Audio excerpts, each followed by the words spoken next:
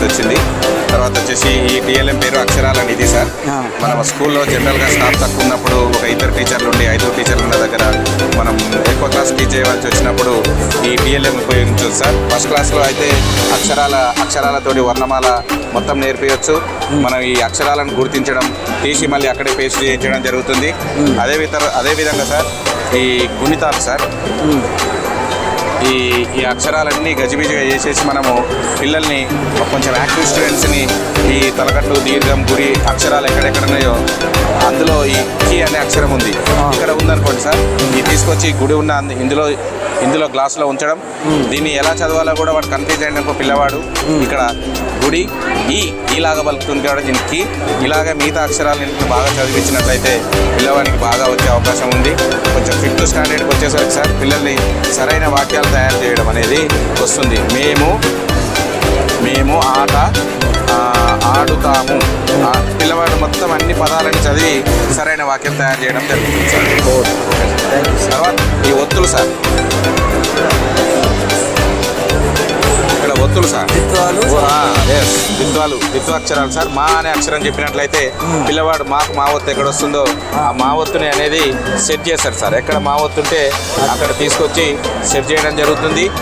అది ఎలా చదవాలో కూడా మా ఒత్తు వచ్చింది అనుకోండి సార్, నకారం మా అని ఇలా చదవడం జరుగుతుంది సార్. నమస్తే మేడం, చెప్పు ఫోటో తీసుకురా. Okay sir.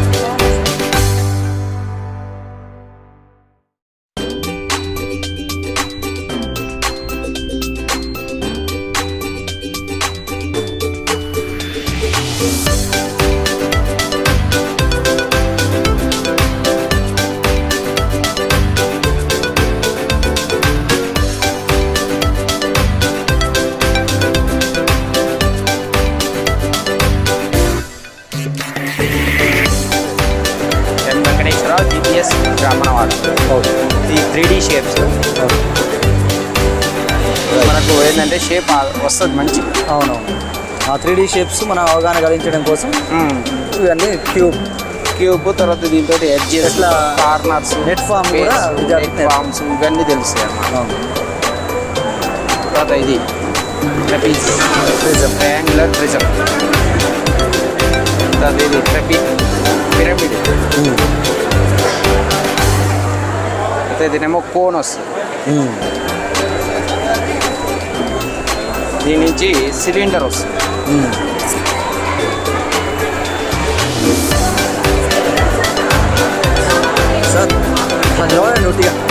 సార్ ఇది 3D షేప్స్ అన్నమాట.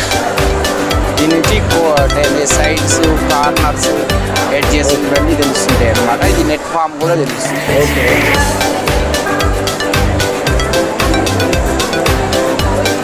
ఇది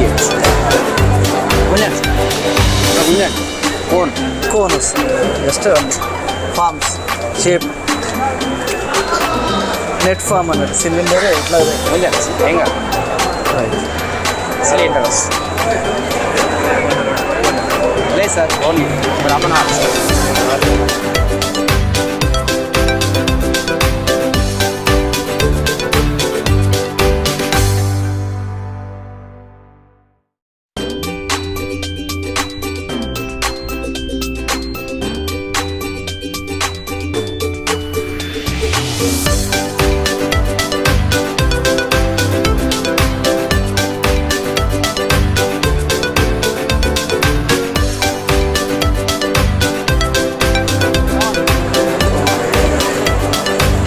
యూపీఎస్ పాలడుగు మోత్కూరు మండలి యాదాద్రి భువనగిరి డిస్టిక్ అండి. మీ పేరండి? నా పేరు కమలాకర్ రెడ్డి. ఓకే, ఇది చదువులమ్మ ఊటబావి. ఓకే, అసలు పాఠశాలకు బావి అనే పిల్లలకు బావి అనేది అర్థం కావట్లేదు. బావి అనేది ఎలా ఉంటుందని చెప్పడం కూడా కాన్సెప్ట్. ఓకే, దీని ద్వారా ఊటబావి అంటే నిరంతరం దీంట్లోంచి చదువులమ్మ బయటకు వస్తూనే ఉంటుంది. అప్పుడు నీళ్ళు వచ్చేది వెనకట అని చెప్పేది. ఇప్పుడు నీళ్ళు వస్తున్నాయి, ఇప్పుడు చదువులు వస్తున్నాయి. ఎలా అంటే ఈ బావిలో మేము ఇలా వేస్తున్నాం కాన్సెప్ట్. ఇలా బొక్కెన వేసి చేస్తే ఒకటి వచ్చింది. వచ్చింది ఇప్పుడు నార్త్ అనేది వచ్చింది. పిల్లగాడు తీస్తాడు, నార్త్ అని వచ్చింది.